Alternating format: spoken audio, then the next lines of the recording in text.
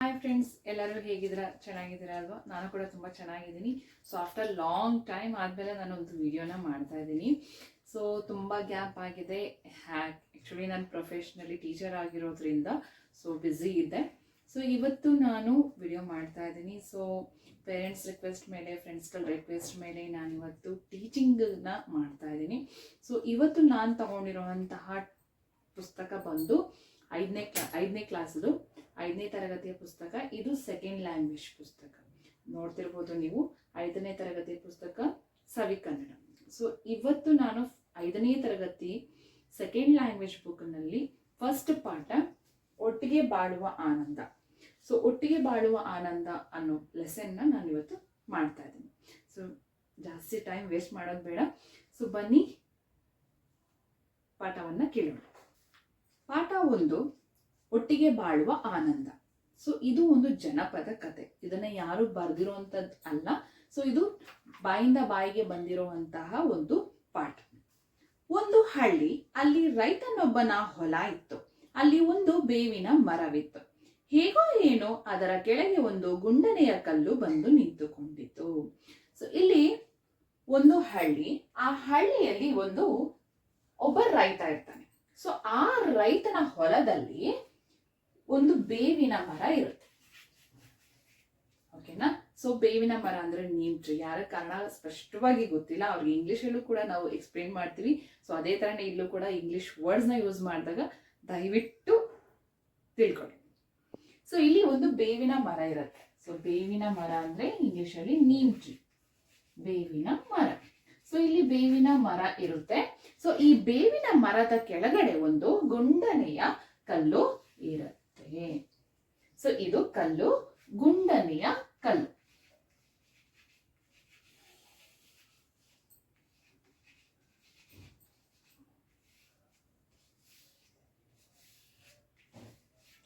ಇದು ಬೇವಿನ ಮರ. ಆ ಬೇವಿನ ಮರದ ಕೆಳಗಡೆ ಒಂದು ಗುಂಡನೆಯ ಸರ್ಕಲ್ ಆಗಿರುವಂತಹ ಕಲ್ಲು ಇರುತ್ತೆ, ಬಂದು ನಿಂತ್ಕೊಂಡಿರುತ್ತೆ.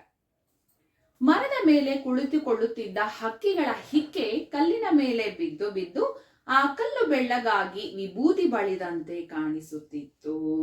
ಸೊ ಇಲ್ಲಿ ಮರದಲ್ಲಿ ಪಕ್ಷಿಗಳು ಹಾರಾಡ್ತಾನೆ ಇರುತ್ತೆ. ಮರ ಅಂದ್ಮೇಲೆ ಪಕ್ಷಿಗಳು ಇದ್ದೇ ಇರುತ್ತೆ ಅಲ್ವಾ? ಸೊ ಪಕ್ಷಿಗಳು ಏನ್ ಮಾಡ್ತಾ ಇರ್ತವೆ? ಪಿಕ್ಕೆಗಳನ್ನ ಹಿಡ್ತಾ ಇರ್ತವೆ. ಸೊ ಆ ಪಿಕ್ಕೆಗಳೆಲ್ಲ ಬಿದ್ದು ಬಿದ್ದು ಇಲ್ಲಿ ಏನಾಗುತ್ತೆ? ವಿಭೂತಿ ಆದಂಗೆ, ವಿಭೂತಿ ಬಳಿದಂತೆ ಈ ಕಲ್ಲು ಆಗಿರುತ್ತೆ. ನೀವು ವಿಭೂತಿ ಅಂದ್ರೆ ನೋಡಿರ್ಬೋದು. ಸೊ ನಾವಿಲ್ಲಿ 3 ಪಟ್ಟಿಯನ್ನ ಇಟ್ಕೊಳ್ತೀವಲ್ಲ, ಪೂಜೆ ಮಾಡೋ ಟೈಮಲ್ಲಿ 3 ಪಟ್ಟಿಯನ್ನ ಏನ್ ಇಟ್ಕೊಳ್ತೀವಿ ಅದನ್ನ ನಾವು ವಿಭೂತಿ ಅಂತ ಕರಿತೀವಿ. ಸೊ ವಿಭೂತಿ ಬಳಿದಂತೆ, ಇವ್ರ ಮೇಲ್ಗಡೆ ಎಲ್ಲ ವಿಭೂತಿ ಬಳಿದಂತೆ ಆಗಿರುತ್ತೆ. ಇದರಿಂದಾಗಿ ಆ ಬಿಳಿಯ ಕಲ್ಲು ಎಲ್ಲರಿಗೂ ಅಮ್ಮನ ಕಲ್ಲಿನಂತೆ ಕಾಣಿಸುತ್ತಿತ್ತು. ಸೊ ಆದ್ರಿಂದ ಈ ಬಿಳಿ ವಿಭೂತಿ ಬಳ್ದಿರುವಂತಹ ಕಲ್ಲು ಎಲ್ಲರಿಗೂ ಅದು ಅಮ್ಮನ ಕಲ್ಲಿನಂತೆ ಕಾಣಿಸ್ತಾ ಇರುತ್ತೆ. ಸೊ ಅಮ್ಮನ ಕಲ್ಲು ಅಂದ್ರೆ ನಾವು ನಾವು ಹಿಂದೂಗಳು ಪೂಜೆ ಮಾಡ್ಬೇಕಾದ್ರೆ ಕಲ್ಲುಗಳಿಗೆ ಅಂದ್ರೆ ನಾಗರ ಕಲ್ಲು, ಯಾವ್ದಾರ ಮೂರ್ತಿ ಇದ್ರೆ ಅಂತ ಕಲ್ಲುಗಳಿಗೆ ನಾವು ಪೂಜೆಯನ್ನ ಮಾಡ್ತೀವಿ. ಸೊ ನಾವು ಅದನ್ನ ಅಮ್ಮನ ಕಲ್ಲು ಅಂತ ಅನ್ಕೊಂತೀವಿ. ಸೊ ಇದು ಹಾಗೇನೆ ದೇವಿಯ ಕಲ್ಲು, ದೇವಿಯ ಕಲ್ಲಿನ ರೂಪದಲ್ಲಿ ಅದು ಮಾರ್ಪಾಡನ್ನ ಹೊಂದಿರುತ್ತೆ. ಆದ್ದರಿಂದ ಬೇವಿನ ಮರವನ್ನು ಇದರಿಂದಾಗಿ ಆ ಬಿಳಿಯ ಕಲ್ಲು ಎಲ್ಲರಿಗೂ ಅಮ್ಮನ ಕಲ್ಲಿನಂತೆ ಕಾಣಿಸುತ್ತಿತ್ತು.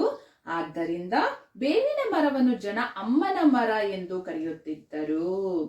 ಸೊ ಇದನ್ನ ಅಮ್ಮನ ಕಲ್ಲು ಅಂತ ಕರೀತಿದ್ರು. ಈ ಬೇವಿನ ಮರವನ್ನ ಅಮ್ಮನ ಮರ ಅಂತ ಕರೀತಾ ಇದ್ರು. ಸೊ ಯೂಶಲಿ ನಾವು ಬೇವಿನ ಮರವನ್ನ ದೇವಿ ರೂಪದಲ್ಲೇ ನೋಡ್ತೀವಿ. ಪ್ರತಿ ಮಂಗಳವಾರ, ಪ್ರತಿ ಶುಕ್ರವಾರ ಪೂಜೆ ಕೂಡ ಮಾಡುವಂತಹ ಜನಗಳು ಇದ್ದಾರೆ. ಸೊ ಇವರು ಇಲ್ಲಿ ಅಲ್ಲಿದ್ದಂತಹ ಹೊಲದಲ್ಲಿದ್ದಂತಹ ಜನಗಳು ಇದನ್ನ ಬೇವಿನ ಮರವನ್ನ ಅಮ್ಮನ ಮರ, ಈ ಕಲ್ಲನ್ನ ಅಮ್ಮನ ಕಲ್ಲು ಅಂತ ಪೂಜೆಯನ್ನ ಮಾಡೋದಕ್ಕೆ ಸ್ಟಾರ್ಟ್ ಮಾಡ್ತಾರೆ. ಆ ಕಲ್ಲು ಬೇವಿನ ಮರದ ಕೆಳಗಿದ್ದುದರಿಂದ ಅದಕ್ಕೆ ಅಮ್ಮನ ಕಲ್ಲು ಎಂಬ ಹೆಸರು ರೂಢಿಗೆ ಬಂದಿತ್ತು. ಸೊ ಈ ಕಲ್ಲು ಏನಾಯ್ತು? ಬೇವಿನ ಮರದ ಕೆಳಗಡೆ ಕಲ್ಲಿರೋದ್ರಿಂದ ಇದನ್ನ ಅಮ್ಮನ ಕಲ್ಲು ಅಂತ ಕರೆಯೋದಕ್ಕೆ ಸ್ಟಾರ್ಟ್ ಮಾಡ್ತಾರೆ. ಎಲ್ಲರೂ ನಂಬುತ್ತಾರೆ ಇದನ್ನ ಬೇವಿನ ಮರ, ದೇವಿಯ ಮರ ಅಂತ ನಂಬೋದಕ್ಕೆ ಸ್ಟಾರ್ಟ್ ಮಾಡ್ತಾರೆ. ಸೊ ದೇವಿಯ ಮರದ ಕೆಳಗಡೆ ಇರುವಂತಹ ಕಲ್ಲು ವಿಭೂತಿ ಬಳಿದಂತೆ ಇದ್ದಿದ್ರಿಂದ ಅದನ್ನ ಅಮ್ಮನ ಕಲ್ಲು ಅಂತ ಪೂಜೆಯನ್ನ ಮಾಡೋದಕ್ಕೆ ಸ್ಟಾರ್ಟ್ ಮಾಡ್ತಾರೆ. ಸೊ ಅದೇ ತರ ರೂಢಿ ಬಂದ್ಬಿಟ್ಟಿರುತ್ತೆ. ಹೀಗೆ ಒಂದರಿಂದ ಇನ್ನೊಂದು ಹೆಸರು ಪಡೆದುಕೊಂಡು ಎರಡು ಸುಖವಾಗಿದ್ದವು. ಸೊ ಈ ಎರಡರಲ್ಲಿ ಯಾವುದೇ ತರ ಪ್ರಾಬ್ಲಮ್ ಇರಲಿಲ್ಲ. ಸೊ ಈ ಎರಡು ಅಮ್ಮನ ಮರ ಮತ್ತೆ ಅಮ್ಮನ ಕಲ್ಲು ಅಂತ ಎರಡು ಹೆಸರಿಂದ ಕರಿತಾ ಇದ್ರು. ಸೊ ಕರಿತಾ ಇದ್ದಾಗ ಎರಡು ಕೂಡ ಸುಖವಾಗಿ ಜೀವನವನ್ನ ನಡೆಸ್ತಾ ಇತ್ತು. ಅಮ್ಮನ ಮರ ಅಮ್ಮನ ಕಲ್ಲು ಎಂದು ಊರಿನ ಜನಗಳು ಅವುಗಳ ತಂಟೆಗೆ ಹೋಗುತ್ತಿರಲಿಲ್ಲ. ಸೊ ಇಲ್ಲಿ ಇದು ತಾಯಿಯ ಮರ, ಅಮ್ಮನ ಮರ, ದೇವಿಯ ಮರ, ಇದು ಅಮ್ಮನ ಕಲ್ಲು, ಇವದನ್ನ ಒಡಿಬಾರದು, ಕಡಿಬಾರದು ಅಂತ ಆ ಊರಿನ ಜನ ಎಲ್ಲರೂ ನಂಬಿಕೆಯನ್ನ ಇಟ್ಟಿರ್ತಾರೆ. ಸೊ ನಂಬಿಕೆನ ಇಟ್ಟು ಅದ್ರ ತಂಟೆಗಳಿಗೆ ಯಾರು ಹೋಗೋದಿಲ್ಲ. ಅದನ್ನ ಕಡಿಯೋದಾಗ್ಲಿ ಒಡೆಯೋದಾಗ್ಲಿ ಯಾರು ಮಾಡೋದಿಲ್ಲ. ಸೊ ಊರಿನ ಜನ ಅವುಗಳ ತಂಟೆಗೆ ಹೋಗೋದಿಲ್ಲ. ಅವು ಕೂಡ ಆರಾಮಾಗಿ ಸುಖವಾಗಿ ಇರ್ತಾರೆ. ಒಂದು ಸಲ ತನ್ನಿಂದ ಇನ್ನೊಂದು ಸುಖವಾಗಿದೆ ಎಂದು ಎರಡಕ್ಕೂ ಜಂಬ ಬಂತು. ಸೊ ಈಗ ಇಲ್ಲಿ ಹೊಟ್ಟೆ ಕಿಚ್ಚು ಜಂಬ ಅನ್ನೋದು ಎರಡರ ನಡುವೆ ಕೂಡ ಸ್ಟಾರ್ಟ್ ಆಯ್ತು. ಈ ಬೇವಿನ ಮರ ಮತ್ತೆ ಅಮ್ಮನ ಕಲ್ಲಿಗೂ ಒಬ್ರಿಂದ ಇನ್ನೊಬ್ರೆ ನನಗಿಂತ ನೀನೇ ಜಾಸ್ತಿ ದೊಡ್ಡವರು, ನಿನಗಿಂತ ನಾನೇ ಜಾಸ್ತಿ ದೊಡ್ಡವರು ಅಂತ ಭಾವನೆಗಳು ಬಂದಾಗ ಜಂಬ ಜಾಸ್ತಿ ಆಯ್ತು. ಬೇವಿನ ಮರ ನಾನು ಅಮ್ಮನ ಮರ, ನೀನು ನನ್ನ ಕೆಳಗಿರುವುದರಿಂದ ನಿನ್ನನ್ನು ಅಮ್ಮನ ಕಲ್ಲು ಎಂದು ಜನ ಕರೆಯುತ್ತಾರೆ ಎಂದು ಹೇಳಿತು. ಸೊ ಈಗ ಬೇವಿನ ಮರ ಏನ್ ಮಾಡ್ತು, ಬೇವಿನ ಮರನ ಏನಂತ ಕರೀತಾ ಇದ್ರು ಎಲ್ಲರೂ? ಅಮ್ಮನ ಮರ ಅಂತ ಕರೀತಾ ಇದ್ರು.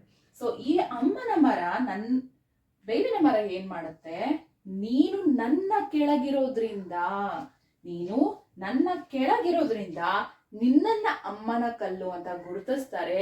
ನಾನಿಲ್ಲ ಅಂದ್ರೆ ನಿನ್ನನ್ನ ಯಾರು ಪೂಜೆ ಮಾಡೋದಿಲ್ಲ, ಹೊಡೆದು ಹಾಕ್ತಾರೆ ಅಂತ ಬೇವಿನ ಮರ ಅಮ್ಮನ ಮರ ಹೇಳುತ್ತೆ. ಯಾರಿಗೆ? ಕಲ್ಲಿಗೆ, ಅಮ್ಮನ ಕಲ್ಲಿಗೆ ಹೇಳುತ್ತೆ.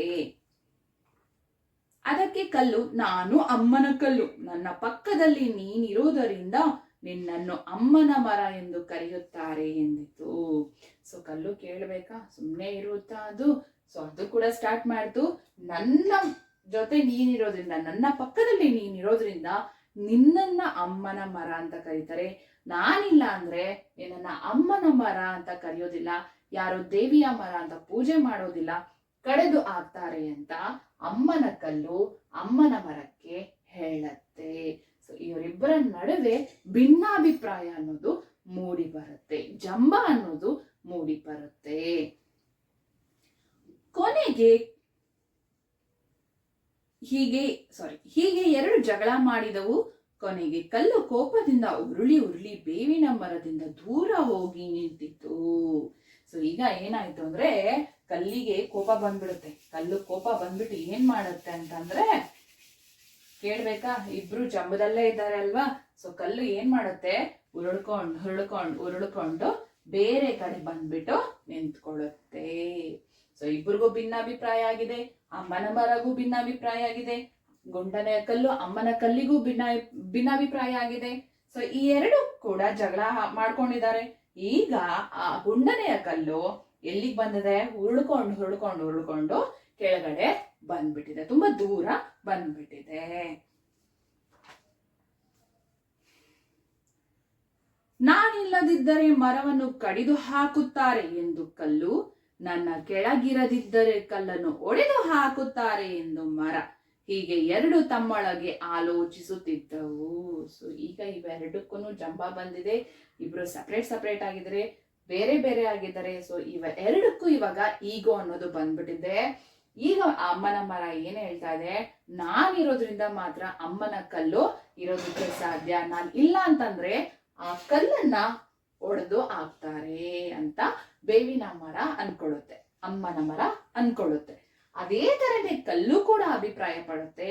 ಏನು ಅಂತಂದ್ರೆ, ನಾನಿಲ್ಲ ಅಂದ್ರೆ ಬೇವಿನ ಮರ ಅಮ್ಮನ ಮರನ ಕಡ್ದು ಹಾಕ್ಬಿಡ್ತಾರೆ ಜನ, ನಾನಿರೋದ್ರಿಂದಾನೇ ಅಮ್ಮನ ಮರ ಇರೋದು, ಅದಕ್ಕಂತಾನೆ ಎಲ್ಲರೂ ಪೂಜೆ ಮಾಡ್ತಾರೆ. ನಾನ್ ಇಲ್ಲ ಅಂದ್ರೆ ಅದನ್ನ ಅಮ್ಮನ ಮರನ ಕಡ್ದು ಹಾಕ್ತಾರೆ ಅಂತ ಇಬ್ಬರ ನಡುವೆನೂ ಕೂಡ ಭಿನ್ನಾಭಿಪ್ರಾಯ ಮೂಡುತ್ತೆ. ಭಿನ್ನಾಭಿಪ್ರಾಯ ಮೂಡಿ ಎರಡು ಈಗೋ ಹರ್ಟ್ ಮಾಡ್ಕೊಂತಾರೆ, ದೂರ ದೂರ ಆಗ್ತಾರೆ. ಒಂದು ದಿನ ಹೊಲವನ್ನು ಉಳಲಿಕ್ಕೆ ಆ ಹಳ್ಳಿಯ ರೈತ ತನ್ನ ಮಕ್ಕಳ ಜೊತೆ ಬಂದನು. ಅಮ್ಮನ ಕಲ್ಲು ಇಲ್ಲದ ಆ ಬೇವಿನ ಮರವನ್ನು ನೋಡಿ ಇದನ್ನು ನಾಳೆ ಕಡಿಸಿ ನೇಗಿಲು ಚಕ್ರ ಮಾಡಿಸಿ ಎಂದು ತನ್ನ ಮಕ್ಕಳಿಗೆ ಹೇಳಿದ. ಸೊ ಇಲ್ಲಿ ಆ ಹಳ್ಳಿಯ ರೈತ, ಆ ಹೊಲದ ರೈತ ಬರ್ತಾನೆ. ಒಂದು ದಿನ ಆ ರೈತ ಸಡನ್ ಆಗಿ ಬರ್ತಾನೆ. ಸಡನ್ ಆಗಿ ಬಂದು ಏನ್ ಮಾಡ್ತಾನೆ, ಆ ಅಮ್ಮನ ಕಲ್ಲು ಮತ್ತೆ ಅಮ್ಮನ ಮರವನ್ನ ನೋಡ್ತಾನೆ. ಆ ಬೇವಿನ ಮರವನ್ನ ನೋಡಿದಾಗ ಅಲ್ಲಿ ಕಲ್ಲಿಲ್ಲ, ಹೌದಲ್ವಾ? ಅಮ್ಮನ ಕಲ್ಲು ಇಲ್ಲ, ಉರುಳಿ ಉರುಳಿ ಉರುಳಿ ದೂರ ಬಂದ್ಬಿಟ್ಟಿದೆ.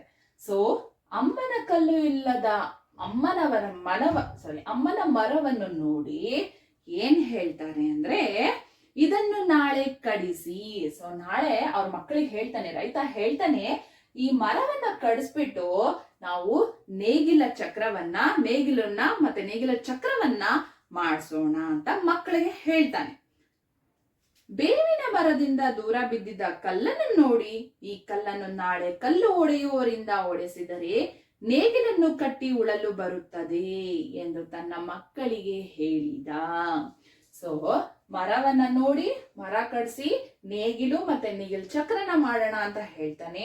ಅದೇ ತರ ಉರುಳಿ ದೂರ ಹೋಗಿರೋಂತಹ ಅಮ್ಮನ ಕಲ್ಲನ್ನ ನೋಡಿ ಏನ್ ಮಾಡ್ತಾನೆ, ಈ ಕಲ್ಲನ್ನ ಓಡಿಸಿ ನಾವು ಅವ್ರ ಮಕ್ಕಳಿಗೆ ಹೇಳ್ತಾನೆ, ರೈತ ತನ್ನ ಮಕ್ಕಳಿಗೆ ಹೇಳ್ತಾನೆ, ಕಲ್ಲನ್ನ ಓಡಿಸಿ ನೇಗಿಲನ್ನ ಕಟ್ಟಿ ಉಳೋದಕ್ಕೆ ಬರುತ್ತೆ ಅದು. ಅದಕ್ಕೋಸ್ಕರ ನಾಳೆ ಈ ಕಲ್ಲು ಒಡೆಯೋರಿಂದ ಓಡಿಸಿ ಹಾಕೋಣ ಅಂತ ಯಾರು ಹೇಳ್ತಾರೆ? ರೈತ ತನ್ನ ಮಕ್ಕಳಿಗೆ ಹೇಳ್ತಾನೆ. ಇದನ್ನು ಕೇಳಿ ಮರ ಮತ್ತು ಕಲ್ಲು ಎರಡು ಭಯದಿಂದ ನಡುಗಿದವು. ನಾವಿಬ್ಬರು ಒಬ್ಬರಿಂದ ಒಬ್ಬರು ದೂರವಾಗಿದ್ದರೆ ಜನರು ನಮ್ಮಿಬ್ಬರನ್ನು ನಾಶ ಮಾಡುತ್ತಾರೆ. ಸೊ ಈಗ ಎರಡಕ್ಕೂ ಅರ್ಥ ಆಗ್ತಾ ಇದೆ. ಎರಡಕ್ಕೂ ಏನಾಗಿದೆ ಇವಾಗ? ಭಯ, ನಡುಕ, ಫಿಯರ್ನೆಸ್ ಅನ್ನೋದು ಬಂದಿದೆ. They both are afraid now. So ಎರಡು ಏನಾಗಿದೆ, ಭಯದಿಂದ ನಡ್ಕೊಂಡು ನಮ್ಮ ಹುಡುಗ ಅಲ್ಲ ಇವಾಗ, ಇಲ್ಲ ನಮ್ಮಿಬ್ಬರನ್ನು ಇವರು ನಾಶ ಮಾಡ್ಬಿಡ್ತಾರೆ ಅಂತ ಇಬ್ಬರ ನಡುವೆ ಕೂಡ ಬಂದ್ಬಿಟ್ಟಿದೆ.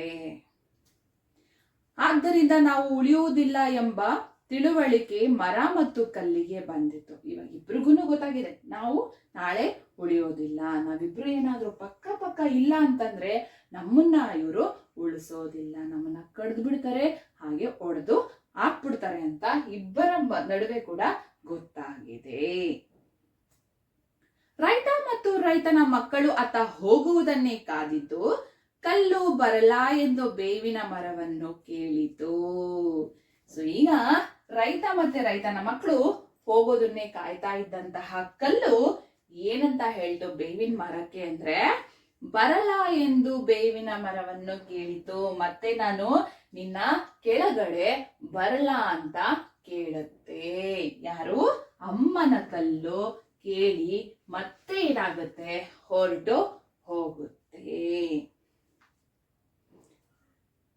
ಮರ ಬೇಗ ಬಾ ಎಂದು ಕಲ್ಲಿಗೆ ಹೇಳಿತು. ನೋಡಿ, ಮರ ಇವಾಗ ಹೇಳುತ್ತೆ, ಬೇಗ ಬಂದ್ಬಿಡು, ನಾನು ನೀನು ಇಬ್ರು ಇದ್ರೆ ಮಾತ್ರ ನಾವಿಬ್ರು ಇರೋದಕ್ಕಾಗುತ್ತೆ, ಇಲ್ಲ ಅಂದ್ರೆ ನಮ್ಮನ್ನ ನಾಶ ಮಾಡ್ಬಿಡ್ತಾರೆ. ಸೊ ನೀನ್ ಬೇಗನೆ ಬಂದ್ಬಿಡು, ನನ್ನ ಹತ್ರ ನೀನು ಬೇಗ ಬಂದ್ಬಿಡು ಅಂತ ಬೇವಿನ ಮರ ಅಮ್ಮನ ಕಲ್ಲಿಗೆ ಹೇಳುತ್ತೆ. ತಾನು ಇನ್ನೊಂದರಿಂದ ಸುಖವಾಗಿರುವುದು ಎಂದು ಈಗ ಎರಡಕ್ಕೂ ತಿಳಿಯಿತು. ಸೊ ಈಗ ಎರಡಕ್ಕೂ ಅರ್ಥ ಆಗಿದೆ. ಈಗೋವನ್ನ ಬಿಟ್ಟು ಎರಡು ಒಂದಾಗಿದ್ದಾರೆ. ನಾನಿದ್ರೆ ನೀನು, ನೀನಿದ್ರೆ ನಾನು ಅಂತ ಎರಡಕ್ಕೂ ಮನವರಿಕೆ ಆಗಿದೆ. ಸೊ ಎರಡಿಗೂ ಅರ್ಥ ಮಾಡಿಕೊಂಡು ಅವು ಪಕ್ಕ ಇದಾವೆ. ಬೇವಿನ ಮರ ಮತ್ತು ಕಲ್ಲು ಮತ್ತೆ ಸ್ನೇಹಿತರಾದವು. ಸೊ ಹಾಗೆ ಹೇಳಿದಾಗ್ಲೆ ಈ ಎರಡು ಏನ್ ಮಾಡ್ತವೆ, ಈಗೋನ ಬಿಟ್ಟು ಎರಡು ಕೂಡ ಒಂದಾಗ್ತವೆ, ಮತ್ತೆ ಫ್ರೆಂಡ್ಶಿಪ್ ನ ಬೆಳೆಸ್ಕೊಳ್ತವೆ. ಇಬ್ಬರ ನಡುವೆ ಕೂಡ ಫ್ರೆಂಡ್ಶಿಪ್ ಮತ್ತೆ ಬೆಳೆಯುತ್ತೆ. ಮಾರನೆಯ ದಿನ ಮರ ಕಡಿಯುವವರು ಬಂದು ನೋಡಿದರು, ಕಲ್ಲು ಮರದ ಕೆಳಗೆ ಮೊದಲಿನಂತೆ ನಿಂತಿತು. ಸೊ ಈಗ ರೈತ ಹೇಳ್ಬಿಟ್ಟು ಹೋಗಿರ್ತಾನೆ ಅಲ್ವಾ. ಸೊ ಹಿಂದಿನ ದಿನ ಮಕ್ಕಳಿಗೆ ಹೇಳ್ಬಿಟ್ಟು ಹೋಗಿರ್ತಾನೆ, ಕಲ್ಲನ್ನ ಓಡಿಸ್ಬೇಕು ಅಂತ. ಸೊ ಮಾರನೇ ದಿನ ನೆಕ್ಸ್ಟ್ ಡೇ ಬಂದ್ಬಿಟ್ಟು ರೈತ ಏನ್ ಮಾಡ್ತಾನೆ, ನೋಡ್ತಾನೆ. ಆದ್ರೆ ಇಲ್ಲಿ ವಿಚಿತ್ರ, ಬೇವಿನ ಮರ ಅಂದ್ರೆ ಅಮ್ಮನ ಮರದ ಕೆಳಗಡೆ ಕಲ್ಲು ಇದೆ. ಅಂದ್ರೆ ಅಮ್ಮನ ಕಲ್ಲು ಬೇವಿನ ಮರದ ಕೆಳಗಡೆನೆ ಇದೆ. ಅವರಿಗೆ ಮರ ಮತ್ತು ಕಲ್ಲಿನ ಬಗೆಗೆ ಭಯ ಭಕ್ತಿ ಉಂಟಾಯಿತು. ಸೊ ಯಾರಿಗೆ ಆಗಲಿ ಹಿಂದೂಗಳಲ್ಲಿ ನಾವು ದೇವ್ರಿಗೆ ಎಸ್ಪೆಷಲಿ ಬೇವಿನ ಮರಕ್ಕೆ ನಾವು ದೇವರು ಅಂತಾನೆ ಪೂಜೆ ಮಾಡ್ತೀವಿ. ಸೊ ಅದ್ರ ಕೆಳಗಡೆ ಕಲ್ಲಿದ್ದಾಗ, ಮೂರ್ತಿ ತರ ಇದ್ದಾಗ ನಾವು ಅದನ್ನ ಭಕ್ತಿ ಪೂರ್ವಕವಾಗಿ ನಾವು ಪೂಜೆ ಮಾಡ್ತೀವಿ. ಸೊ ಇಲ್ಲೂ ಕೂಡ ಅದೇ ತರನೇ ಆ ರೈತರ ಮಕ್ಕಳು ಆ ಕಲ್ಲನ್ನ ನೋಡಿದಾಗ ಅಮ್ಮನ ಕಲ್ಲು ಅಂತ ಅನ್ಕೊಂತಾರೆ. ಇದನ್ನು ಕೂಡ ಅಮ್ಮನ ಮರ ಅಂತ ಅನ್ಕೊಂಡು ಅವ್ರಿಗೆ ಭಯ ಭಕ್ತಿಯಿಂದ ಪೂಜೆಯನ್ನ ಮಾಡೋದಕ್ಕೆ ಸ್ಟಾರ್ಟ್ ಮಾಡ್ತಾರೆ. They will believe it. So they will believe it and then they will start doing the ಪೂಜಾ. ಇದು ಅಮ್ಮನ ಮರ, ಕಡಿಯುವುದು ಬೇಡ ಎಂದು ಹೊರಟು ಹೋದರು. ಎಂತ ವಿಚಿತ್ರ ಅಲ್ವಾ? ಸೊ ಇಲ್ಲಿ ಅಮ್ಮನ ಕಲ್ಲು ಮತ್ತೆ ಅಮ್ಮನ ಮರ ಇರೋದ್ರಿಂದ ಮರ ಕಡಿಯೋರು ಬರ್ತಾರೆ. ಮರ ಕಡಿಯೋರು ಬಂದು ನೋಡ್ತಾರೆ, ಕಲ್ಲು ಅಮ್ಮನ ಮರದ ಕೆಳಗಡೆ ಇರುತ್ತೆ. ಅದಕ್ಕೆ ಏನ್ ಮಾಡ್ತಾರೆ, ಇದು ಅಮ್ಮನ ಮರ, ಕಡಿಯೋದು ಬೇಡ ಅಂತ ಹೊರಟು ಹೋಗ್ತಾರೆ. ಮತ್ತೆ ಕಲ್ಲು ಒಡೆಯೋರು ಬರ್ತಾರೆ, ಇದು ಅಮ್ಮನ ಕಲ್ಲು, ಒಡೆಯುವುದು ಬೇಡ. ಇದು ಅಮ್ಮನ ಮರ, ಕಡಿಯುವುದು ಬೇಡ. ಇದು ಅಮ್ಮನ ಕಲ್ಲು, ಒಡೆಯುವುದು ಬೇಡ ಎಂದು ಅವರು ಹೊರಟು ಹೋಗ್ತಾರೆ. ಭಯ ಭಕ್ತಿಯಿಂದ ಅವರು ಪೂಜೆಯನ್ನ ಮಾಡ್ತಾ ಇರ್ತಾರೆ. ಬೇವಿನ ಮರ ಮತ್ತು ಕಲ್ಲು ಕಂಟಕದಿಂದ ಪಾರಾದವು. ಈಗ ಎರಡು ಸಹ ಯಾರ ಭಯವಿಲ್ಲದೆ ಸುಖವಾಗಿದ್ದವು. ಸೊ ಇವಾಗ ಈ ಎರಡು ಏನ್ ಮಾಡ್ತವೆ, ಸೊ ಯಾರ ಭಯನೂ ಇರೋದಿಲ್ಲ. ಯಾಕಂದ್ರೆ ಇಲ್ಲಿ ರೈತನ ಮಕ್ಕಳು ಅವ್ರು ಕರ್ಕೊಂಡ್ ಬಂದಂತಹ ಮರ ಕಡಿಯೋರು ಮತ್ತೆ ಕಲ್ಲೊಡೆಯೋರು ಎಲ್ಲರೂ ಕೂಡ ಹೊರಟು ಹೋಗ್ತಾರೆ. ಸೊ ಏನಂತ ಅನ್ಕೊಂತಾರೆ, ದೇ ಬಿಲೀವ್ ಇಟ್. ಸೊ ಇಲ್ಲಿ ಏನಂತ ಅನ್ಕೊಂತಾರೆ, ಇದು ಅಮ್ಮನ ಮರ, ಹಾಗೆ ಇದು ಅಮ್ಮನ ಕಲ್ಲು, ಇದು ದೇವರ ಒಂದು ಸೃಷ್ಟಿ ಅಂತ ಅನ್ಕೊಂತಾರೆ. ಸೊ ಅನ್ಕೊಂಡು ಅವರು ಹೊರಟೋಗ್ತಾರೆ. ಮಾರನೇ ದಿನದಿಂದ ಅವರು ಪೂಜೆಯನ್ನ ಮಾಡೋದಕ್ಕೆ ಸ್ಟಾರ್ಟ್ ಮಾಡ್ತಾರೆ. ಸೊ ಅವತ್ತಿನಿಂದ ಬೇವಿನ ಮರ ಮತ್ತು ಬೇವಿನ ಕಲ್ಲು ಏನ್ ಮಾಡ್ತವೆ, ಒಟ್ಟಿಗೆ ಇರ್ತವೆ, ಸುಖವಾಗಿರ್ತವೆ. ಜೊತೆಯಲ್ಲಿ ಫ್ರೆಂಡ್ಶಿಪ್ ಇಂದ ಸ್ನೇಹಿತರಾಗಿ ಸುಖವಾಗಿ ತಮ್ಮ ಜೀವನವನ್ನ ನಡೆಸ್ತಾ ಇರ್ತಾರೆ. ಇದೇ ಈ ಪಾಠದ ಆಶಯ. ಹೀಗೆ ಎಲ್ಲರೂ ಒಟ್ಟಾಗಿ ಬಾಳಿದರೆ ಎಲ್ಲರೂ ಸುಖವಾಗಿ ಇರಬಹುದು. ಸೊ ಈ ಲೆಸನ್, ಈ ಗದ್ಯದ ಅರ್ಥ ಏನು ಅಂತಂದ್ರೆ, ಎಲ್ಲಾರು ಒಟ್ಟಾಗಿದ್ರೆ ಎಲ್ಲಾರು ಸುಖವಾಗಿರ್ತಾರೆ. ಕೆಲವರು ದೂರ ಆಗಿದ್ರೆ ಅವ್ರಿಗೆ ಈಗೋ ಅಂತ ಹರ್ಟ್ ಇರುತ್ತೆ, ಹಾಗೆ ದೂರ ಆಗಿರ್ತಾರೆ. ದೂರ ಆಗಿರೋಂಥವ್ರು ಏನ್ ಮಾಡ್ತಾರೆ, ಒಟ್ಟಿಗೆ ಇರೋದಕ್ಕಾಗೋದಿಲ್ಲ, ಅವ್ರಿಗೆ ಭಿನ್ನಾಭಿಪ್ರಾಯ ಅನ್ನೋದು ಇರುತ್ತೆ. ಸೊ ಆಗ ಅವ್ರು ಏನ್ ಮಾಡ್ತಾರೆ, ನೀವು ನೋಡಿರ್ಬೋದು, ಫೈಟಿಂಗ್ ಮಾಡೋದು ಅಥವಾ ದೂರ ಇರೋದು, ಮಾತಾಡ್ದಲ್ಲೇ ಇರೋದು, ಇಂಥದನ್ನೆಲ್ಲ ಮಾಡ್ತಾರೆ. ಸೊ ಅದನ್ನ ಬಿಟ್ಟು ನಾವೆಲ್ಲರೂ ಒಂದೇ, ನಾವೆಲ್ಲರೂ ಒಗ್ಗಟ್ಟಾಗಿದ್ರೆ, ಒಂದು ಫ್ಯಾಮಿಲಿ, ಒಂದು ಕುಟುಂಬ ಅಂದಾಗ ಆ ಫ್ಯಾಮಿಲಿನಲ್ಲಿ, ಕುಟುಂಬದಲ್ಲಿ ಎಲ್ಲರೂ ನಾವು ಒಟ್ಟಿಗೆ ಇರೋದ್ರಿಂದ ಸಂತೋಷ ಅನ್ನೋದು ಬೆಳೆಯುತ್ತೆ, ಸುಖ ಅನ್ನೋದಿರುತ್ತೆ, ಎಲ್ಲ ಆಗು ಹೋಗುಗಳನ್ನ ಹಂಚ್ಕೊಳ್ಳೋದು ಕೂಡ ಇರುತ್ತೆ. ಸೊ ಎಲ್ಲಾರು ಒಟ್ಟಾಗಿ ಬಾಳಿದ್ರೆ ಅಲ್ಲಿ ಸಂತೋಷ ಅನ್ನೋದು ನೆಲೆಸಿರತ್ತೆ. ನಾನು ನೀನು, ನಾನ್ ಮುಂದು ನೀನ್ ಮುಂದು ಅಂತ ತಾರತಮ್ಯ ಮಾಡಿದ್ರೆ, ಈಗೋ ಆರ್ಟ್ ಮಾಡ್ಕೊಂಡ್ರೆ ಅಲ್ಲಿ ಯಾವುದೇ ತರ ಹ್ಯಾಪಿನೆಸ್ ಇರೋದಿಲ್ಲ ಅನ್ನೋದು ಈ ಗದ್ಯದ ಒಂದು ಆಶಯ. ಸೊ ಇಲ್ಲಿ ಒಟ್ಟಿಗೆ ಬಾಳುವ ಆನಂದ ಈ ಹೆಸರಲ್ಲೇ ಇದೆ. ನಾವೆಲ್ಲರೂ ಒಟ್ಟಿಗೆ ಗೂಡಿ ಬಾಳಿದ್ರೆ ಮಾತ್ರ ನಾವು ಸಮಾಜದಲ್ಲಿ ನೆಮ್ಮದಿಯಾಗಿರ್ಬೋದು. ಅದು ಬಿಟ್ಟು ನಾನು ಈ ಜಾತಿ, ನೀನ್ ಆ ಜಾತಿ, ನಮ್ದು ಈ ಲ್ಯಾಂಗ್ವೇಜ್, ನಿಮ್ದು ಆ ಲ್ಯಾಂಗ್ವೇಜ್ ಅಂತ ಏನಾದ್ರೂ ಜಗಳ ಮಾಡ್ಕೊಂಡು ಹೋಗ್ತಾ ಇದ್ರೆ ಇದು ಬರೀ ಒಂದು ಕುಟುಂಬಕ್ಕೆ ಸಂಬಂಧಿಸಿದಲ್ಲ, ಇದು ಒಂದು ದೇಶಕ್ಕೂ ಕೂಡ ಇರೋದು. ಸೊ ಇದು ಇಲ್ಲಿನ ಭಾವನೆ ಆಗಿದೆ. ಈ ಗದ್ಯದ ಮೂಲಕ ಜನರು ಅವರು ಅರಿವನ್ನ ಮೂಡಿಸಿದ್ದಾರೆ. ನಾವೆಲ್ಲರೂ ಒಂದೇ, ನಾವೆಲ್ಲರೂ ಒಟ್ಟಿಗೆ ಬಾಳಬೇಕು, ಭೇದ ಭಾವವನ್ನ ತೋರಿಸಬಾರ್ದು ಅಂತ ಈ ಗದ್ಯದ ಮೂಲಕ, ಒಂದು ಚಿಕ್ಕ ಜನಪದ ಕಥೆಯ ಮೂಲಕ ಅವರು ತಿಳಿಸ್ಕೊಟ್ಟಿದ್ದಾರೆ. ಸೊ ಈ ಗದ್ಯ ನಿಮ್ಗೆ ಇಷ್ಟ ಆಗಿರುತ್ತೆ ಅನ್ಕೊಂತೀನಿ. ಈ ಎಕ್ಸ್ಪ್ಲನೇಷನ್ ಇಷ್ಟ ಆಗಿದೆ ಕಮೆಂಟ್ ಮಾಡಿ, ಲೈಕ್ ಮಾಡಿ, ಸಬ್ಸ್ಕ್ರೈಬ್ ಮಾಡಿ, ಶೇರ್ ಮಾಡಿ. ಇನ್ನೂ ಹೆಚ್ಚಿನ ವಿಡಿಯೋಗಳು ನಿಮ್ಗೆ ಇನ್ ಕೇಸ್ ಏನಾದರೂ ಎಕ್ಸ್ಪ್ಲನೇಷನ್ ಬಗ್ಗೆ ಬೇಕು ಅಂತಂದರೆ ಕಮೆಂಟ್ ಮಾಡಿ. Thank you.